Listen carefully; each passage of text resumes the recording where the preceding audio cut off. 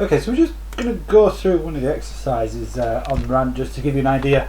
Now, this isn't going to be the most fascinating footage you've ever watched in your life. This is IR, so it's not the most fun thing, but let's just have a look. So we've got radial intercepts here, we've got arcing. These are all the different exercises that you can practice. So we'll have a look at a radial intercept. So the first thing you're going to usually do is presented with wind. You can throw yourself some winds to make it a bit more realistic. Okay, so let's just get started here. So at the top here you can see here, this is the task. Intercept the DAT 315 radial and fly outbound to 14 DME. So the first thing we're going to do is find this VOR on the map, and here it is there. Yep, 110.20. We're going to check the radio, and this is currently our distance. So the exercise isn't started yet, so when we press play we're going to start seeing movement. So this down here is the aircraft moving. Now we can't see it on a map because that's the entire point of Rant. It's to help you understand the instruments and how to position yourself. So first thing we're going to do is look. So we're heading north at the minute, that's all we know, and we're going to tune into the VOR. So the VOR is 110.20 and we can see that it is tuned in. We can also identify here if you are familiar with Morse code. Don't forget on the IR you will need to do the SID, select, identify. There we go, so that's tuned in. So now we're going to see where we are in relation to the VOR. So hit course, so course 453, spin this, we're on VOR 1, and I'm just going to keep rotating this till it goes in the middle and gives an idea of where we are.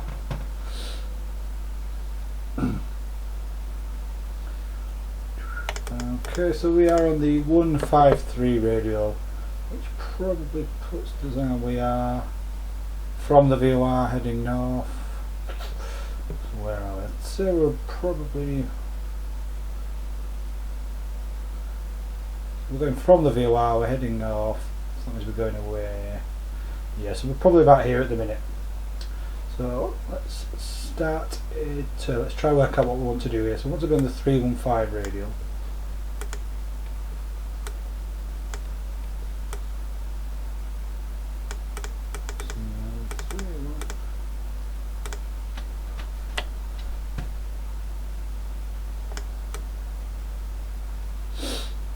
So I'll just try to work out where we are.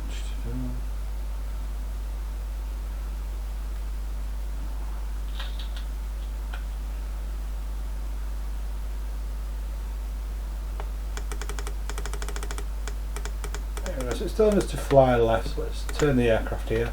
Now this is a Flight Simulator 2020, it's nothing like that. The idea is that it just allows you to focus on the instrument side of flying, and this is going to be fundamental when you come to your IR.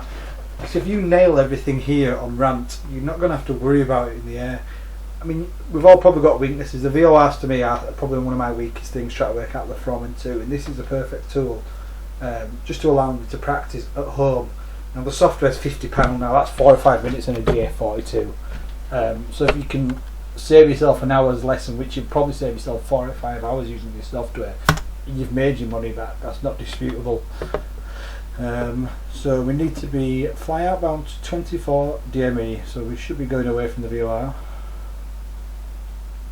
So we're heading west now. So there is a turbo function here because obviously it's not, can get a bit boring. Now it's 17, remember we need to fly 14. We're going to just turn more to intercept the VOR faster. So let's just turn the course a little bit to see where we are. Yep, should start coming in now. Let's turn the turbo off.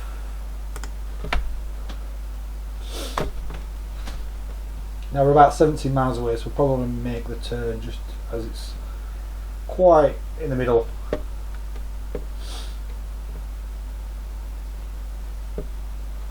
Now obviously you can't see your aircraft on the map, but you can turn it on if you want to. Obviously I don't want to do that because it gives away what we're trying to achieve. But when you're trying to practice, then yeah, you can turn this on and off here.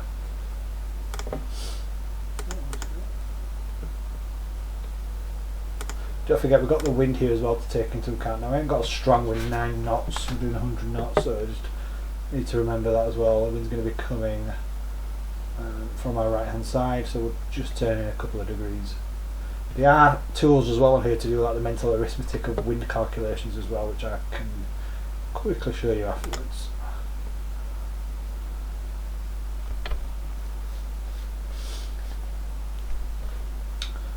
So we're now on the, will be on the 315 radial. Now we just need to wait until we hit 24 dmi as it says there. It's coming in nicely.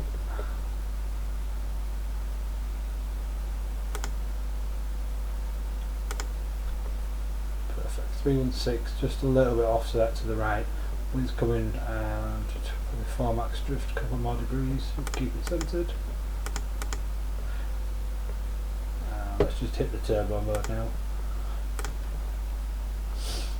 You've got the functions here like going up and going down. Now these are more for your ILS practicing. ILS practicing on this is probably a bit more difficult because that's a bit more of a skill, but again it just does give you the theory behind it all.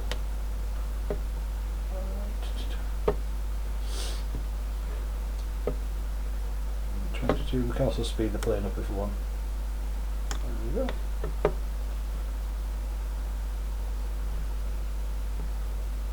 So we're just waiting for this to come in.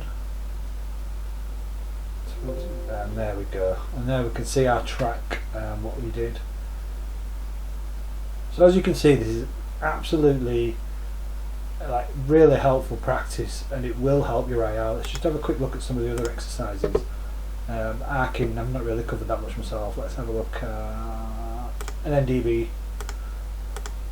join. So hold left on the MK tracking 175 inbound. So this, the blue line here is actually giving you a tip of what the track should look like. Now we're heading north at the minute, so let's set the thing north. First thing we'll do, we might as well turn straight into it. The ADF needle is already tuned in, 418, 418. Now like with ADF tracking, we've got no idea of a range. All we can look at maybe is the needle sensitivity to give us a clue. I'm going to guess we're not far off. I mean, the software does usually put you in a nice position, not miles away. Remember, we've got the wind as well here. We've got a bit of a stronger wind.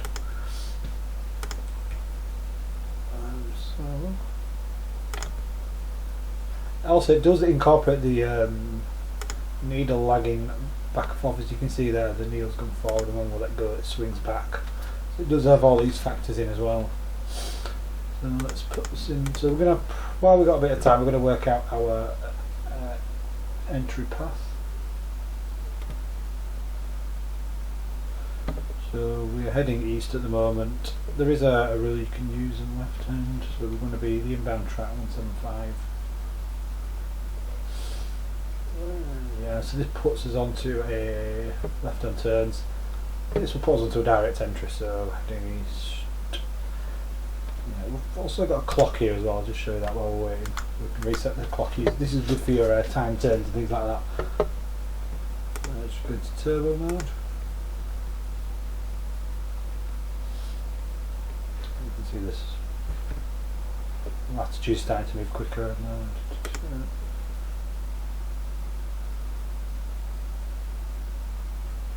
Yeah, needle's starting to drift. A few tips as well. If the needle goes to the left, then you are right. If the needle goes to the right, then you are to the left of ADF.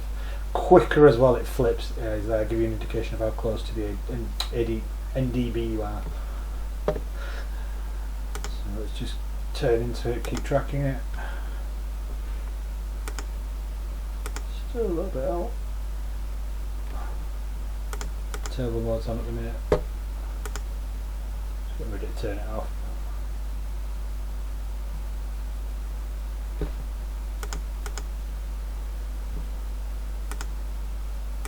It looks like we're just about to go through it. And, it's taken quite a while to turn, which says to me we're probably quite underneath it. So once we go through it, let's start the turn to outbound track, which is 315. Put that into the heading as well, then it'll stop the turn there.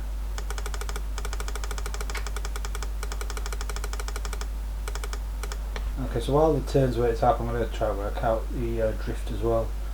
So, 3,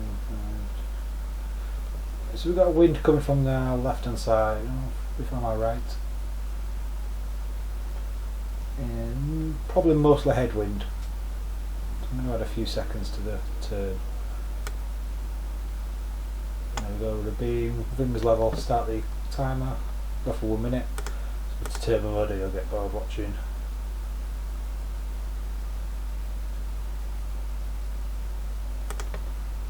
You see the timer's gone a bit quicker there.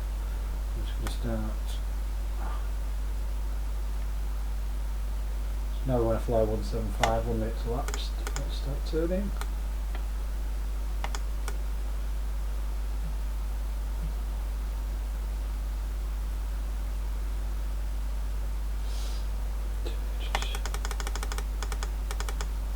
So the wind's going to be coming from the rear 14 knots.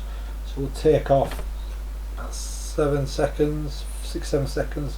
So we expect probably to get to the NDV about 50 to 53 seconds with the wind behind us pushing us a bit.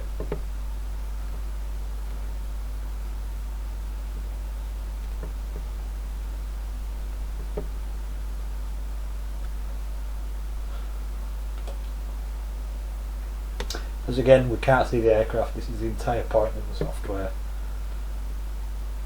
Okay, something's gone wrong here, isn't it? 175.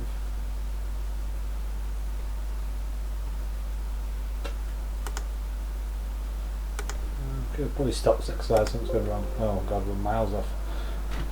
But yeah, this is where the practice comes in. So it looks like we've turned far too early. And we've got our outbound course wrong, 175. Yeah, I think I put in 325, didn't I? Yeah, but again, this is why we practice and learn, so you can see what I've done wrong here. The tool's good. I mean, we can carry on here and we can kind of see how to fix it really as well. But obviously you get the point of the software. I just want to give you an idea of what software can do. I'll just quickly go through the other things we've got on here. Let's stop the exercise, turn to the main menu. Mentals, yeah, this is probably a good one to start with. Max drift, and kind of giving you some test questions of trying to working out drift, because in the II you need to be able to do this quite quickly in your head. You can't really sit there with a CRP5 trying to work all this out. Morse code, I think that's irrelevant now, but you can practice your departures, navigation,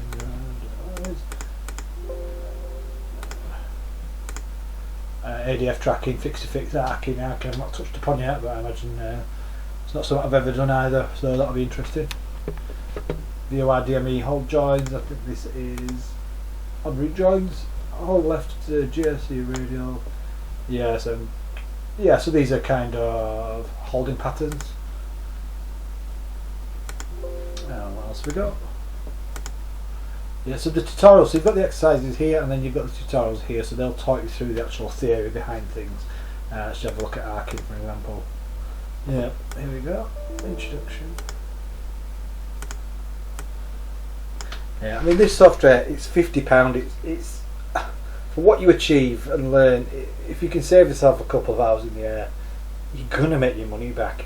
And if you obviously you want to be the best of the best of the best to get your jobs in the airlines, you want to nail the IR, because when you go to the interviews, a good IR will show quite well to them. So if you've got any questions, obviously put them in the comments below, but strongly do recommend this software. I'm using it quite a lot at the minute to learn my IR, and I'm finding it incredible. You can use flight simulators again. The good thing about a flight simulator is you're actually flying, but if you don't understand the theory behind it, you're just going to get a bit frustrated. You're going to be using slew mode, moving your plane back and forth. Get your theory right first, and then maybe move on to flight sim to practice it. Because obviously when you're actually flying the plane, you've got more to think about, so that's probably your next step. But yeah, hope that's been useful.